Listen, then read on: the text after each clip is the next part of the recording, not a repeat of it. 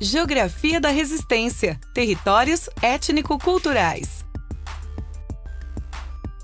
Se você decidir viajar pelo Brasil percorrendo todo o seu território, encontrará mais de 500 mil terras indígenas e 3 mil territórios quilombolas.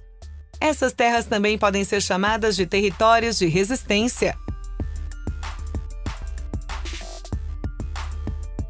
A miscigenação e a diversidade são as principais características do povo brasileiro.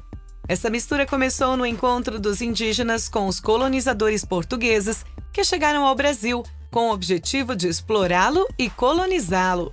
Algumas décadas depois, outro grupo étnico passou a ocupar o território brasileiro.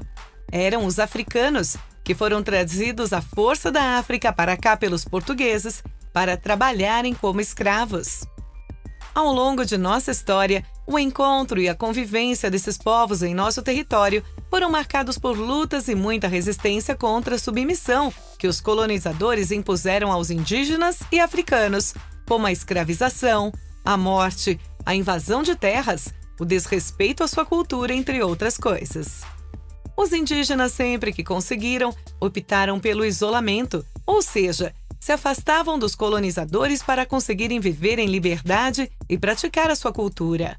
O mesmo aconteceu com os africanos, que durante o período de escravidão no Brasil, criaram os quilombos, que constituíam locais de refúgio dos negros escravizados, onde eles resgatavam sua liberdade, suas tradições, falavam a própria língua, praticavam seus rituais religiosos, mantinham suas relações com o trabalho na terra e o cultivo de alimentos, além de criarem sistemas de organização social próprios.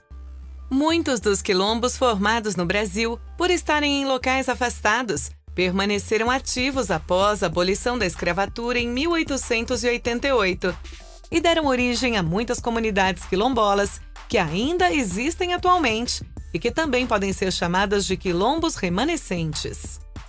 O Quilombo dos Palmares foi o maior, mais duradouro e mais organizado quilombo existente no Brasil, liderado por Zumbi dos Palmares, ícone máximo da luta quilombola no Brasil. Um dos quilombos que existem até hoje é o Quilombo Urbano Areal da Baronesa, localizado em Porto Alegre, no sul do Brasil. Nesse local, os habitantes possuem raízes. Ali viveram suas famílias e toda a comunidade. É como uma grande família também. A comunidade Tecoa-Itu é um exemplo de comunidade indígena que também existe até os dias de hoje. Ela fica na cidade de São Paulo e é formada por índios guaranis. Assim como essa comunidade, existem muitas outras que lutam pela preservação e demarcação de seus territórios e preservação de suas culturas, como é o caso dessa outra aldeia em Alagoas, da tribo Cariri-Chocó. Apesar de comunidades como essas manterem a história e a cultura de seus povos, elas também passam por dificuldades. Muitas vezes, seus territórios não são respeitados e, além de seus territórios, suas culturas também vivem em constante ameaça. Faz parte do dia a dia dessas comunidades batalhar por uma vida melhor, por demarcação de terras, por preservação, respeito e fortalecimento da cultura indígena no país. Assim, são os territórios étnico-culturais, locais de resistência e luta por preservação, memória ancestral e cultivo das tradições culturais e religiosas de seus povos.